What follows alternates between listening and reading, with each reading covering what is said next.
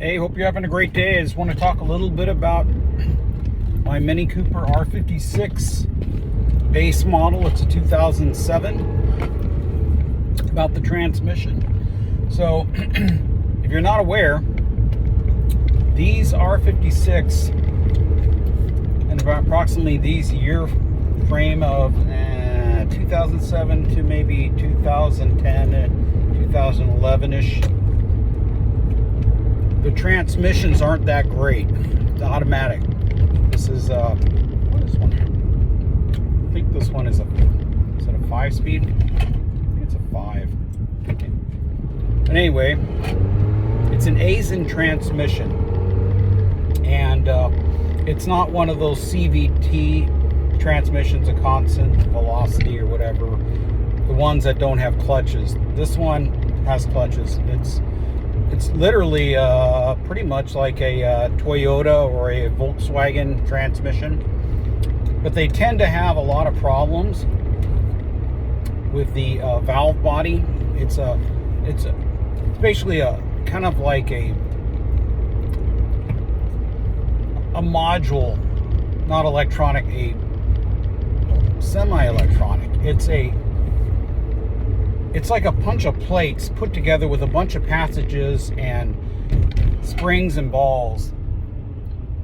And what it does is it helps the transmission know when to shift and also how much pressure to apply to the clutches and that type of thing. And they also use electronic solenoids to open and close valves and that type of thing. So it's semi-controlled by electronics, but it's physically controlled by passages with springs and balls, just like I said. What happens is that these valve bodies, they tend to get dirty, gummed up, solenoids start having problems, things like that. And part of it is that BMW Mini Cooper on these transmissions, they call it lifetime fluid, meaning that they say you don't have to change fluid, which is not true. You really need to change the fluid about every 60 to 80,000.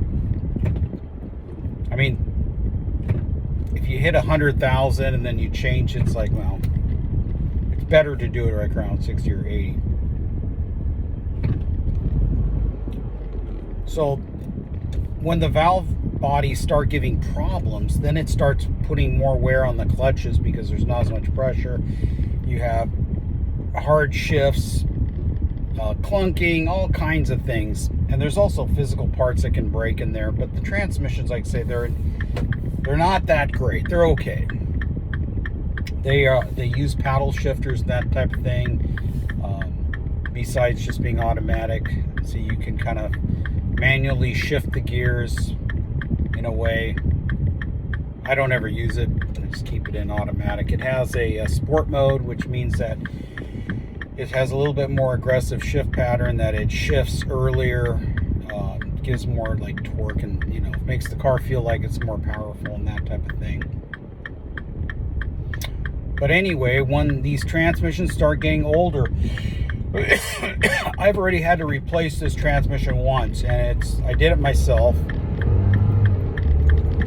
It's not that much fun, let's put it that way. It's you have to not only obviously jack up the engine and remove all the stuff from the top and remove mounting brackets, but you have to remove subframes and axle shafts and all kinds of things, and separate the transmission from the engine. It gets difficult.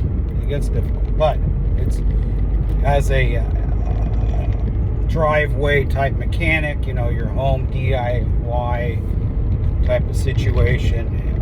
Anybody can do it. You don't really need that many specialized tools. A few, but not much. And you need just some patience and preferably smaller hands. But anyway, I did replace this transmission, and you can find one on eBay for about between $400 and $800. Maybe, it depends what you want to get. And you know, shipping's gonna be shipping's gone up, but it's like, let's put it at, I don't know, 100, 200 bucks or something. Or if you go pick it up yourself. I live out here in California and NorCal, so a lot of these transmissions, at least the ones I bought, they come from like Stockton.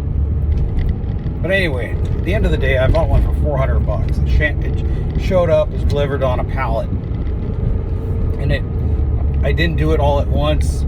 I kind of broke it up a little bit, and it wasn't really great weather. It was kind of more in the winter, so I probably spent, you know, 3 weeks, 3 weekends working on it. Now that I have it in, and I've probably been driving the car for about 3 years, I've noticed that, and I've changed the fluid. And that's the other thing. You don't have to use this BMW Mini fluid, which is really expensive. There is a cheaper brand that they use in like Toyotas that is just as good.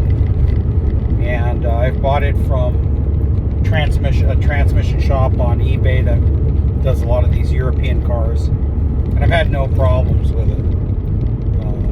I forgot what the name of the brand is. I'll pull a picture up, try to provide that. But one thing I wanted, just as the main point of this whole video, oops, I got it, is that you want to get that Lucas automatic transmission additive. It's about a quart. And when you do your next change, what you're going to do, and I'm going to make a video on this, because I got to actually do my Countryman's transmission. I just did this little car's. But literally, if you look at the instructions that people, and videos of people saying how to do the transmission on these cars, they're going to tell you that you got to jack it up, you got to drain it, you remove the pan, you're going to replace the filter, you're going to put the pan back in with a new gasket, new filter.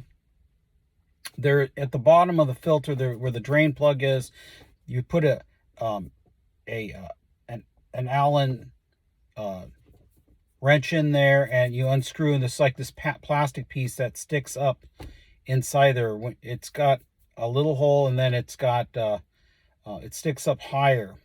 And what it's designed for is that after you refill the transmission, you would remove that little plastic insert that's inside where the drain plug goes. And then you would, from underneath, you pump the fluid up a specific amount.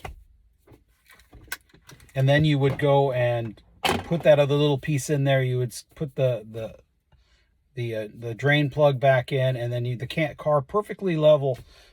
You heat up the car, start it up, and you get it to a specific temperature. You can monitor it with like an ODB2 or you know, one of those heat measuring guns, or a thermocouple, and get it up to a specific temperature. And then you open up that drain plug with that little insert, properly inserted all the way, and any excess will drain out.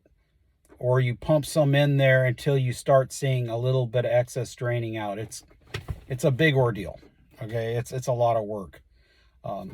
What I found is that if you know that your car has not leaked, okay, you don't have any leaks, maybe it was this is the first time you're doing it, or you did it yourself and you did it right the first time, whatever. Okay, you know there's a proper amount in there. What I do is I get a plastic clear rectangle type of container, or whatever you want to get. Put it under the car with the car front jacked up. Put it under there. Open up that drain plug. Pull out that little plastic insert with your Allen head screw, wrench. Let it drain. Do not dispose of fluid. Let it drain all the way. Put your little thing back in there. That little insert. Put the drain plug back in there. Wipe it off. Make sure all the fluid, this is very important, all the fluid is in that container. Take that container, get yourself a Sharpie marker, mark the level. Mark the level, pour it out into another container, take a shop towel, wipe it out. And then what you're going to do is you're going to take that Lucas automatic transmission additive. It's about a quart. You're going to pour it in there. Then you're going to get your, basically it's Toyota transmission fluid. It's another brand. Like I say, I'll put a picture in there. You're going to add some to that Lucas container. Put the cap on, shake it up to get whatever residuals left in there. Pour it in there. Then you're going to do is pour the rest of you're going to pour your transmission fluid, your new transmission fluid, until you get to that line, okay? And then put just a dash, little extra, all right? And that's for any little bit of drippage when you're trying to get in there. Then what you're going to do is you're going to go down to your local O'Reilly or AutoZone or whatever, and you're going to get what they have for gear oil for like a rear end of a car. It's like, you know, it's gear oil. It's like, I don't know, 120 weight, 80 weight. Well, I forgot what it is. You're going to get one of those. It's in a bag. It's a little bit more expensive. It's about maybe 14 bucks, but it's a 1-quart bag with like a screw-on tip where you can cut off the tip. And what it's designed for is that in a differential, you remove the drain plug, you drained it, you put that back, the fill hole, you open that up, and then you take this bag underneath there, cut that tip, stick the tip inside where the fill hole is, and then you squeeze the bag like a cake decorating thing. You squeeze all the fluid with your hand into there, and then you would put whatever you need to do in there, how much, and put the little fill plug back in. Well, what I do is because I changed differential fluid in my Porsche, I have like 3 of these bags that are empty. So I took one of them, and I went and I took some of the old transmission fluid that I drained out of the car after I already had marked it, and I poured it in that bag. I put the cover on, the fill nozzle on there, and then I shook it up really good, poured it out, did it like 3 times because that gear oil has a little bit of a sulfur in it, so it had a little sulfur smell. So I want to shake it up and kind of get all that out because it's kind of a thick oil. So that will kind of mix in there, and kind of you're flushing out that. So now you have this empty container, bag container with this nozzle screw-on tip, and you're going to open it up. You get yourself a little funnel, and you're going to take your brand new fluid that you already poured in that container, marked to the line, and you're going to pour it in there to fill it up. You can do this a couple times, so, you know, don't overfill it. Just put it maybe 3/4 full or whatever. Put your little plastic filler thing on. You want to make sure it's not cut excessively deep, but, you know, enough. You want it so that it's going to fit into that. When you take out that drain plug from the bottom of your transmission pan, you're going to take it and you're going to hold it snug, that tip snug in there, uptight with one hand, and you're going to use your other hand or both when you're pushing on it, and you're going to squeeze that fluid right up into that pan, okay, right in there. And then as soon as you're done, you're going to just take one finger, and you're going to, as you remove it, you're going to put your finger right there, whichever finger you want to put there. Then you're going to go and you're going to temporarily take your drain plug, and you're going to screw it in there, get on there temporarily. Then you're going to go and you're going to do the same thing with the remaining amount of fluid that you have in that container that you had marked the line and poured out the old fluid and filled it up to that line with a little extra with the Lucas in there. And you're going to get that all into your transmission pan, squeezing it in there. And then when you're done, put your finger in there, take that little plastic tube, and then you're going to move your finger real quick. You obviously want a little drain pen under there to catch that so it's not going all over your driveway, and stick it in there. And usually you can just have your Allen head wrench right on that thing, so you can remove your finger, stick it there, tighten it up where it's supposed to go, which it'll just dead out. You'll know when it's hit the top there where it needs to be, because it won't let you turn anymore. And don't manhandle it. Just get it in there, twist it until you can't twist it anymore, gently. Take your little drain plug, make sure it's got its washer on there, stick it in there, tighten it up, and you're good to go, because you've put in exactly the same amount of fluid that went out, but you substituted your Lucas additive for part of the fluid. And I'll tell you why you don't need to take the drain,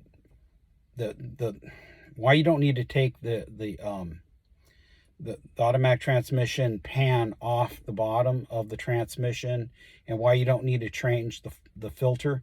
Because the filter is just a screen. It's not a filter, it's just a screen. I've pulled these off before. They're not like, unless your transmission is completely crashed and broke a bunch of metal parts, there's nothing in it. It's just a screen. It's like what you drain your pasta in the kitchen, you know, or whatever, you know. It's like a strainer. It's just a strainer. That's what it is. It's not a pleated filter or anything like that. So there's no point. And any little bit of residual stuff that's at the bottom of the pan, you really don't want to remove that anyway. You want a little bit of grit inside that transmission, or your clutches are going to slip and they're going to burn up eventually. I had a friend, and he told me this, and this is years ago. He had like a Chevy square body, had automatic transmission, and he religiously, I forgot how many, every 30,000 or whatever miles, changed that fluid. And he would take the pan off, and he'd perfectly clean the inside of the pan, put the new filter, put the new gasket, put on there, put your new fluid in. Well, that transmission prematurely failed because the clutches slipped and burned up, because they're just what there wasn't. You need to have a little bit of grit left in there. Believe me, you need a little bit of the grit in there for those clutches. You just got to have a little bit in there. So I pulled those pans off. They're not really that dirty. And plus, the other thing is that half your transmission fluid is still in the torque converter. You're not actually draining all the fluid out of your transmission. Part of it's in there. And that's why, like, say your car's got 60 or 80,000 miles on it. You want to do this change with your fluid, just like I said. And then you want to drive the car. And then maybe, I don't know, 5,000 miles later, the fluid's not that expensive. Drain it out and do the same thing again. You know, so you're replacing a little bit more fluid from that's mixed now with the torque converter, because it shares the same fluid, but part of it's stuck in that torque converter. But if you just want to do it one time, the fact that you got that Lucas transmission additive and some new fluid in there, you're probably good to go. Okay, but I will tell you that this transmission was kind of acting up. It was kind of doing a little bit of weird stuff and everything. And I just did what I told you. I changed my fluid, and I substituted that 1 quart of the Lucas automatic transmission additive, and it was night and day. It really smoothed out the transmission. It got rid of any weird stuff. So yeah, that stuff really works. It works really well. So if you got a Mini Cooper like I do, all right, and you've got some miles on it, and you're not feeling like replacing that transmission, and your transmission still works, definitely change that fluid and use the Lucas additive, and you will notice quite a difference on there. And like I say, if you take out the same amount of fluid that you put in, you don't have to do all that crazy stuff about going and getting the car perfectly level, running the car till it's at that specific temperature, opening up that drain plug, seeing if any little bit of drips, putting a little bit more in there, and then making sure it's dripping out. Because what it is that plastic little tube, you screw it in, it gets to a certain level, and it's designed for when the car is perfectly level and the fluid expands the correct amount at the specific temperature that the engine's at, that any excess will dribble out from that tube. Or if you're a little bit low, you add it a little bit more until it just barely starts dribbling out. That's really what it is. But to avoid all that, if you put back in the exact amount you took out, maybe with just a little extra dash in case, like say when you have your finger on that drain plug, well, you're going to add the remainder, or you're finally putting in that little plastic fill tube in there and the drain plug, you just put a little extra dash, then you're going to be good to go. All right, but I will be making a video demonstrating what I just told you about on my Countryman. And in fact, it's right there. And then this is the one that we just did, that I was talking about. All right, God bless you. You have a great day, and we'll get back to you in the next video.